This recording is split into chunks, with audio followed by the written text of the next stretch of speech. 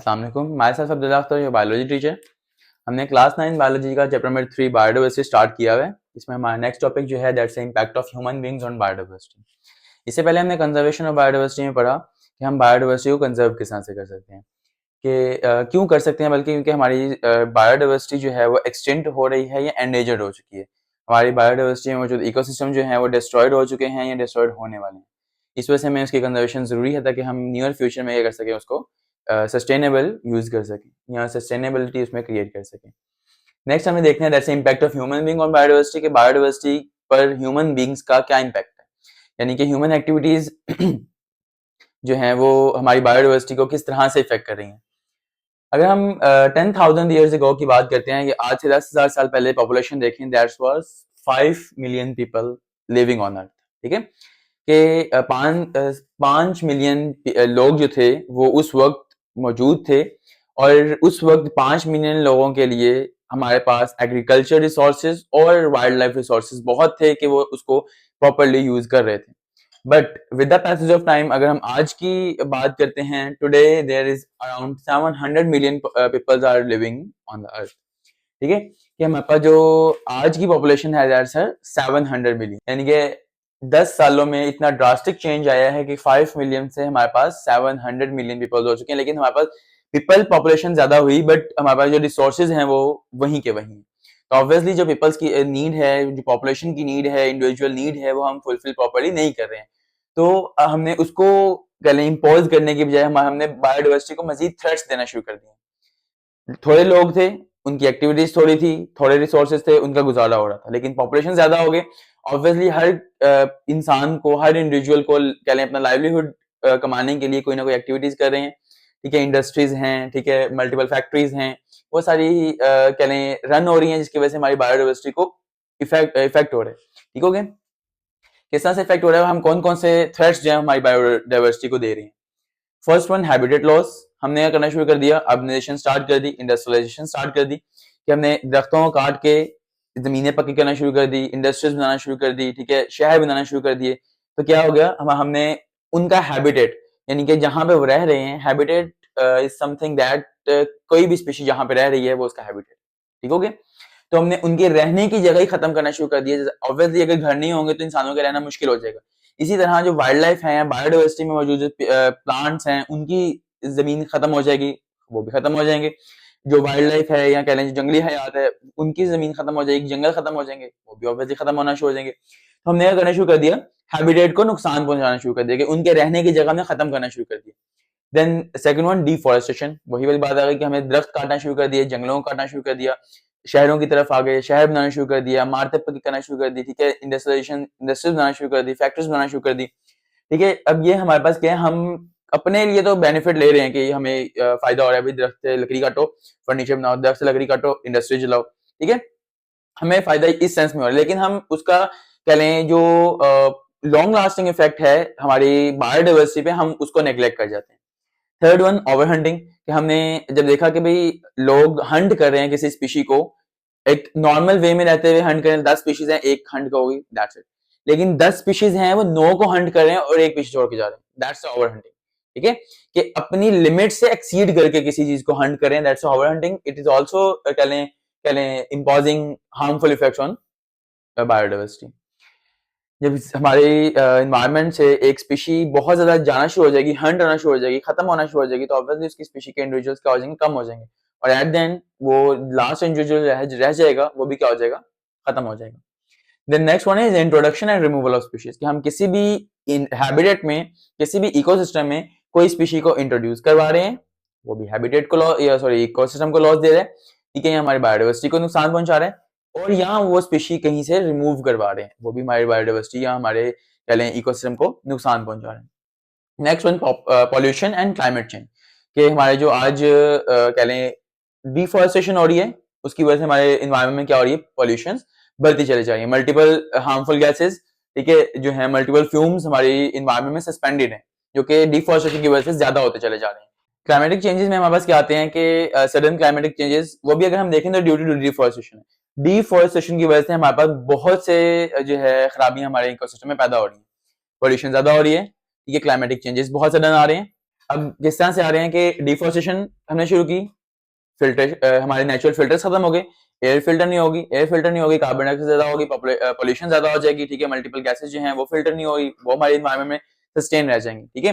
Same as climatic changes किस तरह से आ रही हैं कि जो ट्रीज हैं वो हमारे इन्वायरमेंट को क्या कर रहे हैं, मॉडरेट रख रहे हैं, ठीक है, इंटरमीडिएट सिचुएशन में रख रहे होते हैं। लेकिन जब डिफॉरेस्टेशन स्टार्ट हो जाएगी तो इसी तरह हमारे आइस कैप, कार्बन डाइऑक्साइड ज्यादा होगी, कार्बन डाइऑक्साइड ज्यादा होगी तो ग्लोबल वार्मिंग ज्यादा शुरू हो जाएगी, ठीक है, ग्लोबल वार्मिंग होगी तो आइस कैप्स आएंगे, सॉरी आइस कैप्स जो है वो मेल्ट होना शुरू हो जाएंगे, ग्लेशियर्स मेल्ट होना शुरू हो जाएंगे। जब वो मेल्ट होंगे तो ऑटोमेटिकली हमारे पास फ्लडिंग और कह लें मल्टीपल डिजास्टर्स जो है वो क्लाइमेटिक डिजास्टर्स वो आ सकते हैं, ठीक हो गया। या कह लें ओवर फ्लडिंग या कह लें ओवर रेनिंग, ये सारी हमारे पास क्या हैं, ये क्लाइमेटिक चेंजेस हैं जिसकी वजह से हमारी हैबिटेट को बहुत नुकसान पहुंचा। अच्छा, अब हमें देखना है कि जो वर्ल्ड का कंजर्वेशन सेंटर है वो क्या कह रहा है कि हमारे पास habitat loss, deforestation, over hunting या इंट्रोडक्शन और रिमूवल ऑफ स्पीशीज, पोल्यूशन या क्लाइमेट चेंज, ये हमें किस तरह और कितने कितने परसेंट हमारे बायोडाइवर्सिटी या हैबिटेट को, बायोडाइवर्सिटी या इकोसिस्टम को लॉस कर रहे हैं या नुकसान पहुंचा रहे हैं।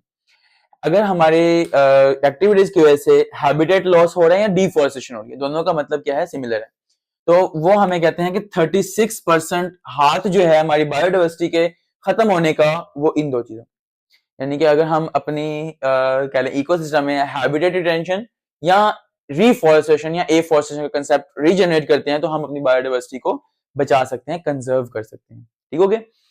नेक्स्ट ओवर हंटिंग है। ओवर हंटिंग हमारे बायोडाइवर्सिटी को 23% जो है नुकसान पहुंचा रही है, यानी कि ओवरऑल 100% में से 23% ओवर हंटिंग जो है हमारी बायोडाइवर्सिटी खराब कर रही है। अगर हम ओवर हंटिंग का जो फिनोमेना है उस पर बैन कर दें, ठीक है, या उसको सीज कर दें अपनी कह लें स्पीशी कंजर्वेशन के लिए, स्पीशी को प्रोटेक्ट करने के लिए, तो हम क्या कर सकते हैं, बायोडाइवर्सिटी को कंजर्व या प्रिजर्व कर सकते हैं। Next, introduction and removal of species. अच्छा, यहाँ पे एक चीज, रिमूवल ऑफ स्पीशीज से तो जो है हमारे पास बायोडाइवर्सिटी खत्म हो रही है, ये हमारी बायोडाइवर्सिटी एक एरिया है, वहां पे मल्टीपल स्पीशीज हैं, वहां से 10 स्पीशीज हैं, 9 निकाल दी, ऑटोमेटिकली हमारी जो इकोसिस्टम है वो डिस्टर्ब हो जाएगा। लेकिन इंट्रोडक्शन हमें कैसे जो है नुकसान पहुंचा रहा है हमारे बायोडाइवर्सिटी को, वो देख लेते हैं थोड़ा सा, कि बायोडाइवर्सिटी जो है इफेक्ट हो रही है इंट्रोडक्शन ऑफ स्पीशीज से इस तरह से कि एक स्पीशी हमने इंट्रोड्यूस करवाई, वो स्पीशी जो इंट्रोड्यूस करवा रहे हैं वो बाकी स्पीशीज के लिए क्या है, हार्मफुल है, ठीक है, उन पे जो है वो कह लें हार्मफुल इफेक्ट कॉज कर रही है, जिसकी वजह से उनकी डिस्ट्रक्शन हो रही है, ठीक है। इस तरह हमारे पास इंट्रोडक्शन ऑफ स्पीशीज जो है ये भी हार्मफुल कह लें इम्पैक्ट हो सकता है बायोडाइवर्सिटी पे, ठीक हो गया। नेक्स्ट है, और ये हमारे पास जो है 39% अपना रोल प्ले करती है बायोडाइवर्सिटी डिस्ट्रक्शन में, और ये मेजर अगर देखा जाए तो मेजर जो कहें रोल है डिस्ट्रक्शन में वो किसका है, इंट्रोडक्शन और रिमूवल ऑफ स्पीशीज का, क्योंकि हमने इंपोर्ट और एक्सपोर्ट स्टार्ट कर दी, ठीक है, जिसकी वजह से क्या हो गया, या कह लें डेथ हो गई बहुत से एनिमल्स की, हमने ड्यू टू दस के बहुत ज्यादा प्रॉपर मैनेजमेंट नहीं थी उनके लिए, ठीक है। और उसके बाद सेकंड मेजर सोर्स जो है हैबिटेट लॉस है। सेकंड मेजर नहीं कहते इसको, हम इस तरह से कहते हैं कि क्योंकि आज जो हमारे पास ये जो रेशोज हैं ये काफी पहले की, but now we can say that habitat loss is a major कह लें impact of human to destroy biodiversity, ठीक हो गया, कि हैबिटेट लॉस जो है सबसे ज्यादा हमें बायोडाइवर्सिटी को नुकसान पहुंचा रहा है, क्योंकि हमने सबसे ज्यादा क्या कर दी, दरख्त काटना शुरू कर दिए, ठीक है, ओवर हंटिंग शुरू कर दी है, इनके उनका जो एक एरिया है वही खत्म करना शुरू कर दिया, उनकी जो बाउंड्रीज हैं उनको खत्म कर दिया।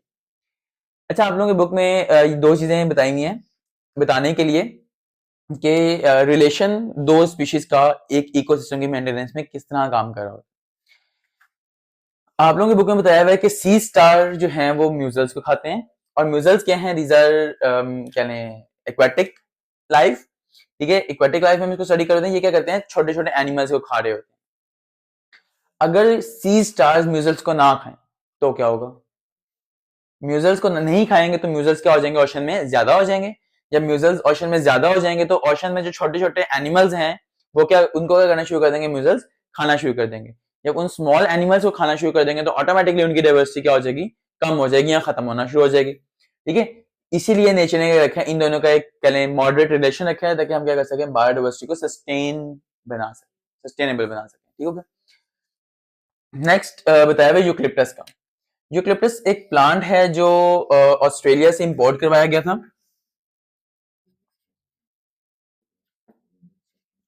ऑस्ट्रेलिया से इंपोर्ट करवाया गया था और पाकिस्तान में इंट्रोड्यूस करवा दिया गया। पाकिस्तान में जब इंट्रोड्यूस करवाया तो देखा गया कि ये जो है बहुत ज्यादा पानी कंज्यूम करता है, ठीक है। इसकी रूट्स एक तो बहुत ज्यादा पेनिट्रेटिंग है, ठीक है, बहुत ज्यादा फैली हुई है और बहुत ज्यादा डीप भी है, और जितना वाटर टेबल है, वाटर टेबल क्या होता है,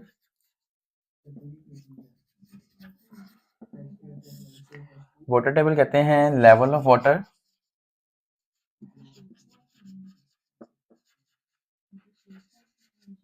अंडर द अर्थ। अर्थ के नीचे जो वाटर टेबल है, वाटर लेवल है, उसको हम वाटर टेबल कहते हैं। जब यूकलिप्टस की जो रूट्स हैं वो बड़ी ज्यादा फैली हुई होंगी तो वो क्या करेंगी, वाटर टेबल को डिस्टर्ब कर देंगी, सारा पानी एब्जॉर्ब कर लेंगी और उसके इर्द गिर्द जो स्मॉल प्लांट ग्रो करने होंगे वो ग्रो नहीं कर सकेंगे, वो खत्म हो जाएंगे, जिसकी वजह से उनकी डाइवर्सिटी को क्या होगा, नुकसान पहुंचेगा। तो इस तरह इंट्रोडक्शन ऑफ स्पीशीज भी क्या है, हार्मफुल हो सकती हैं बायोडाइवर्सिटी के लिए, ठीक है। बायोडाइवर्सिटी उससे भी खतरे में आ सकती है कि एक स्पीशी के इंट्रोडक्शन से दूसरी स्पीशी खतरे में चलेगी, दूसरी स्पीशी की डाइवर्सिटी खत्म होगी। यहाँ तक आज का हमारा टॉपिक है। नेक्स्ट हमारा जो है वो डिफॉरेस्टेशन एंड ओवरहंटिंग है, दैट इज लॉन्ग क्वेश्चन, वो इंशाल्लाह नेक्स्ट लेक्चर में कवर करेंगे। इस लेक्चर में कोई मसला मसाइल, कोई क्वेश्चन हो, कमेंट सेक्शन में जरूर पूछेगा। वीडियो अच्छी लगे लाइक कर दें, शेयर कर दें, और चैनल अगर सब्सक्राइब नहीं किया हुआ अभी तक उसको सब्सक्राइब कर लें। Thank you.